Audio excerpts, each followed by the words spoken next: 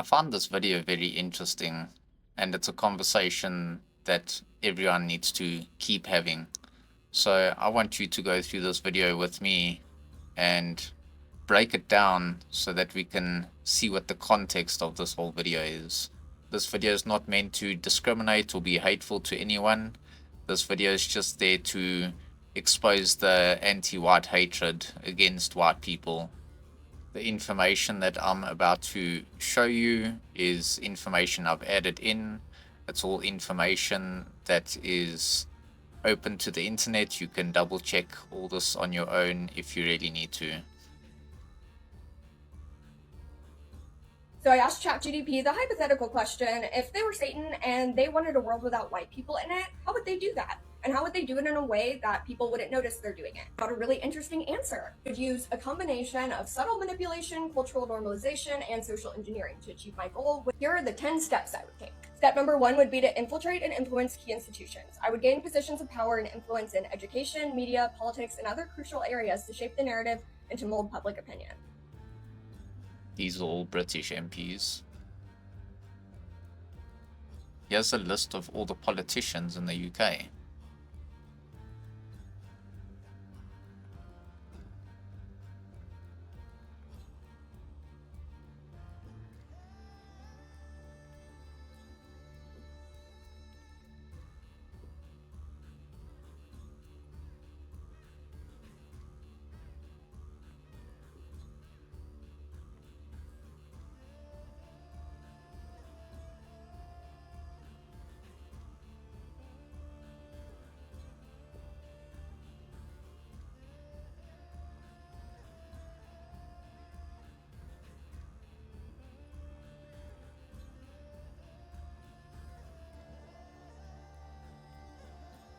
This is the Minister of Education in the UK.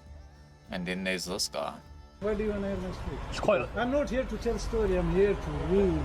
Fucking rule. to rule. I'm here to rule. To rule you, to rule Trump, to rule Elon Musk, to rule Netanyahu, to rule Jews. Okay. Yep. It's not just the UK. This is some of the MPs in Canada. I don't want you to focus so much on race in this particular instance, but what I would like to point out is which political side they mostly fall on, which is liberal.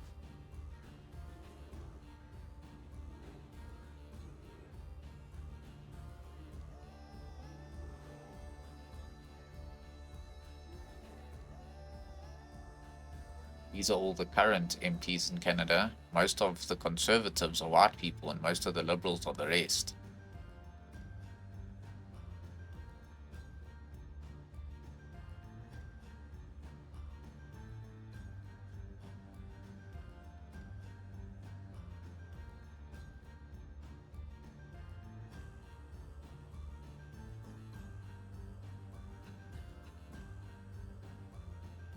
Two, I would promote multiculturalism and mass migration. What do you know? The UN actively promotes multiculturalism and cultural diversity as an essential for international peace, security, and sustainable development.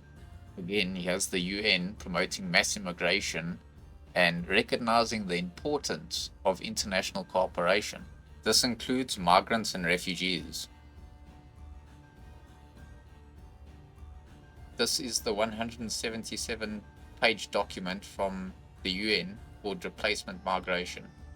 It would encourage the mixing of diverse cultures and populations to erode that race's sense of identity and unity. This would create confusion, resentment, and division among them. 3, I would normalize anti-white sentiment.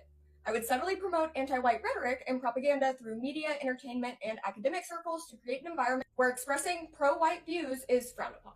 When mass immigration policy has been achieved successfully, the Great Replacement is in effect, which will promote race mixing while simultaneously telling you race is a social construct and silencing any science that would back that up to confirm of racial difference between people.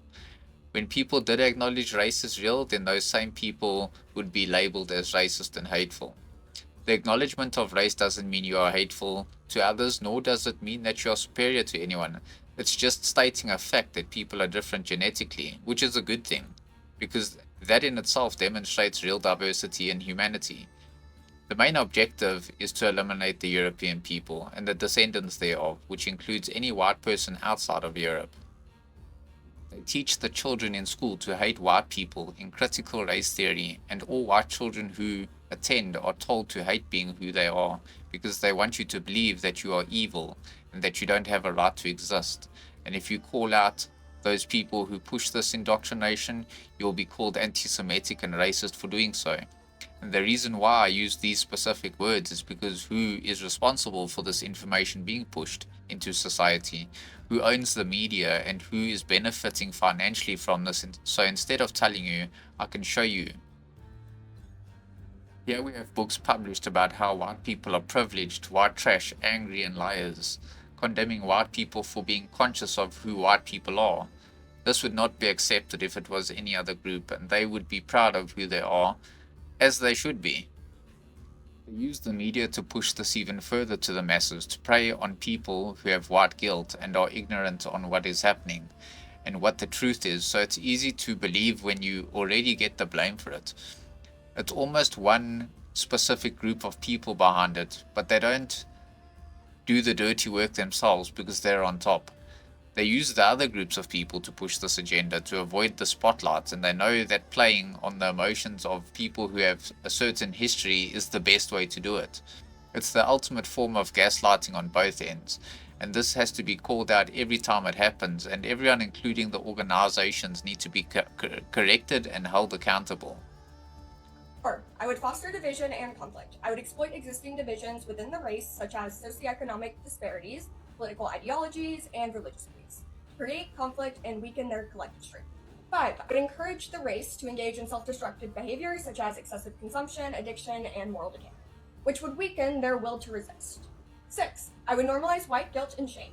I would make whites feel guilty and ashamed of their race, history, heritage, and achievements, thereby sapping their confidence and willingness to defend their own interests. Conservatives, you're gonna like this one. Number 7, I would target and discredit any white leaders who attempt to resist my agenda, portraying them as racists or fascists to further divide and demoralize the people. This is the current definition of fascism, which is a political system based on a very powerful leader, state control, and being extremely proud of your country and your race, and in which your political opposition is not allowed. The other example that they use here is that it's developed from right-wing extremism, and it's supported traditionally by the middle class in contrast to communism.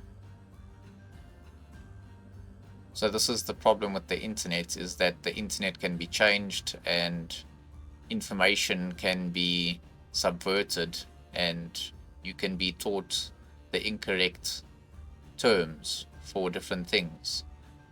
So the original definition of fascism was to oppose Bolshevism, which were the Bolsheviks, and it came out of Italy, but it was also a strong centralized power for the nation, and would not allow critics from outside influence to come influence the current system that was installed into that country, because the country was based on nationalism and they were anti-communist.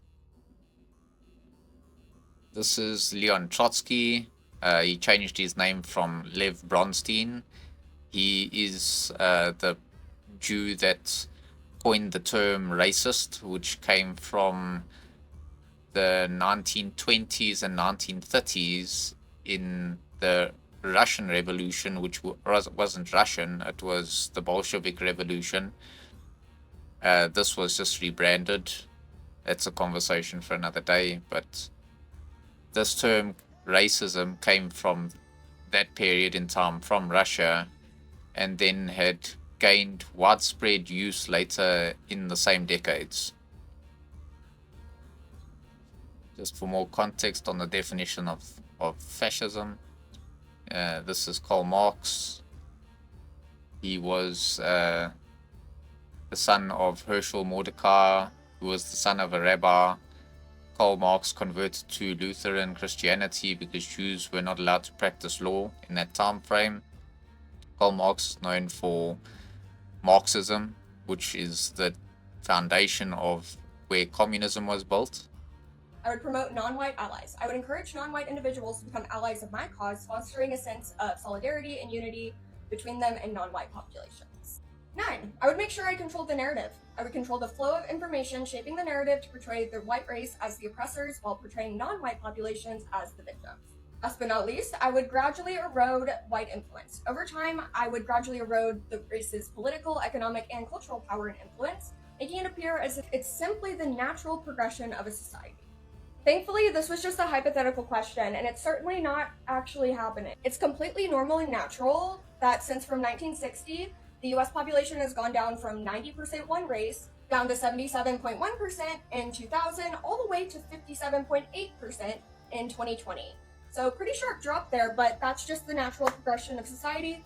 And it's certainly not worth noticing that 85% of the population worldwide is what's considered a minority in America and Europe. So when they move here, they get special minority status, even though our population has dropped from over 30% of the world population in 1990 all the way down to 9% of the global population today. Yeah, certainly no agenda going on here. This is all good. And if you disagree with my opinion, you are in fact a fascist. Hope this helps. I'd like to give credit for the video to MK What About It. She's on TikTok, so if you've got TikTok, go give her a follow there. If you don't have TikTok, the only other socials I could find of hers were on Instagram and X. So if you don't have TikTok, go give her a follow on those. I'll be streaming on Twitch, Kick, Rumble, and YouTube. I'll also be hosting spaces on X as well as panels on Discord, so that if you want to come and join in the conversation or debate specific topics, you are more than welcome to come and join. I will appreciate it if you can give me a follow, subscribe, like, depending on whichever platform we're talking about, and hopefully we'll see you soon.